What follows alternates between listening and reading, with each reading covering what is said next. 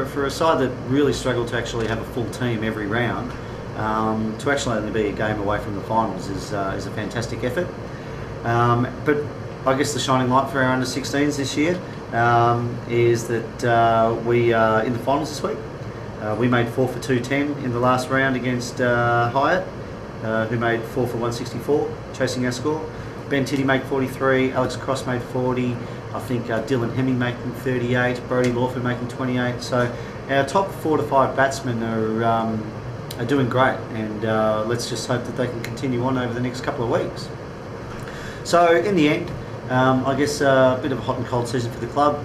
The firsts finished about 8th, seconds finished I think 9th, thirds and fourths were in the finals as mentioned. The fifths finished thereabouts, about 8th or 9th, and the sixths I think finished about 10th. So ultimately, the seniors are I guess focusing now when it comes to thirds and fourths finals. So good luck to them, and as we just say, hopefully come down to King George and support the boys. Now we'll move on to Longmuir Shield, and what an exciting finale! It was. I think what have we got now? It's going to be Brighton Union. I think took minor premiership honours. No, East Handy did. You sure? I think so. It's a Chisholm reserve, so I would imagine that East Handy finished on top. Okay, I saw that. Anyway, so yeah, it's going to be Brighton Union, East Sandringham. I think these guys squared off in a one-day just after Christmas, and East Sandy got the runs. Made a big score and rolled them pretty easily, but the depth of Brighton Union's batting's where it's going to be this game, and I think it's a 50-50 to be honest, but I reckon, personally, East Sandy will win quite easily. I think they've got a stronger bowling attack, and their batting is as equal to Brighton Union's in my opinion. Yeah, well, you didn't play ones this year, so...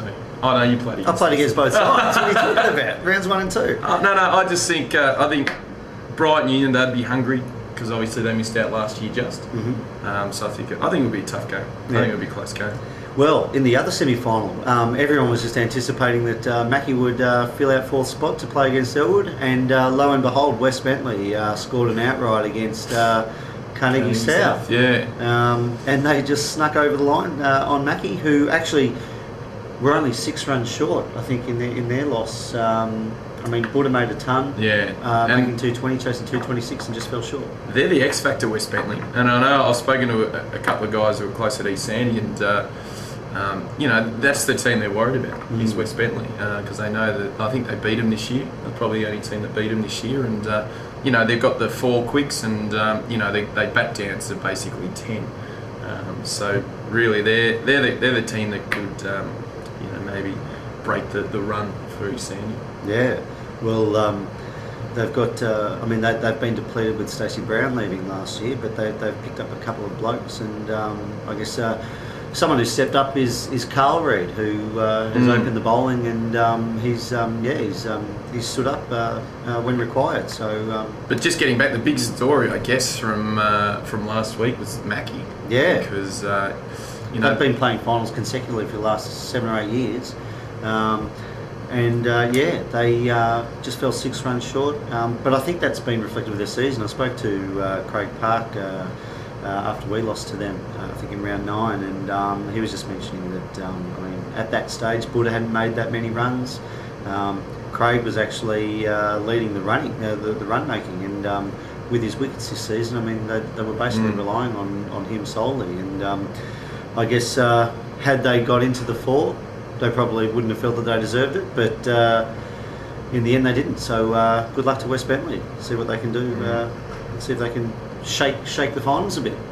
Exactly. Yeah. So and probably the other team that was we thought was in calculations for finals was Bentley Uniting. They rolled LePage on the first day and chopped up the runs pretty quick, but I think LePage ended up being 9 for 300 and 20 odd, 30 odd. So that would have been a disappointing end to Bentley United's campaign. Yeah, they. The premier bowler of the competition was Simon Surridge, no question, and he did his bit to try to get Bentley Uniting over the line, but unfortunately for them, they were somewhat in the same position as West Bentley, where they needed an outright to do it. Lightning doesn't strike twice in one day, and West Bentley did it. Uniting didn't, unfortunately. So, but again, the good thing with Uniting, they've got pretty good kids. Yeah, they do. And that's probably going to be the difference between the Unitings and the Mackies, because Mackie are quite long in the tooth. They've got the Parks that have been there, Buddha and all these guys, and obviously not getting a flag with when they had a pretty good team when they had Burns and Campbell, running around. So obviously to miss out on the finals now for Mackie would be would obviously be devastating. I guess you'd wonder where they go to from here. And that's the thing that Phil Varell's running around in there, which is good for Phil, but when you got guys that are 40.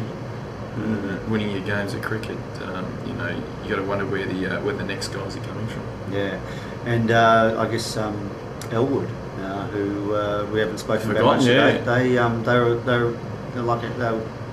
They were doing great things at the start of the season, winning games 1, 2, 3 down.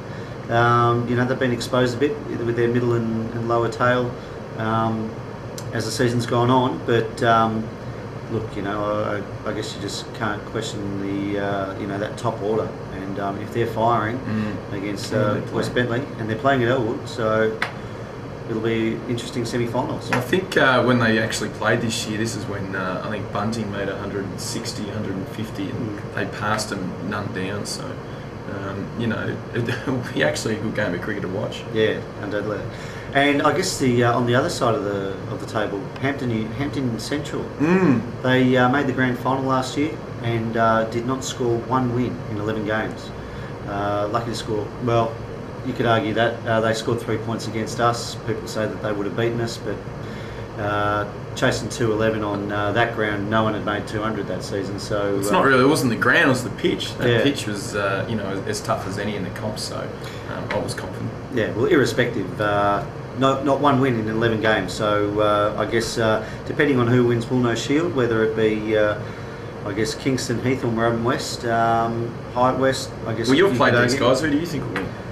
My personal opinion, I've said it throughout the season, I think Kingston Heath have the depth, they've got the youth, and they've got the support structure to make them become quite a force down the track if they actually won this year and went into Longview Shield.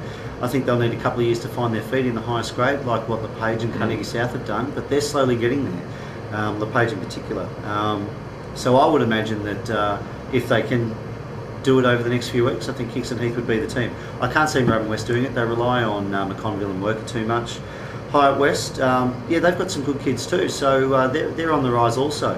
I question whether they'll win the flag this year though.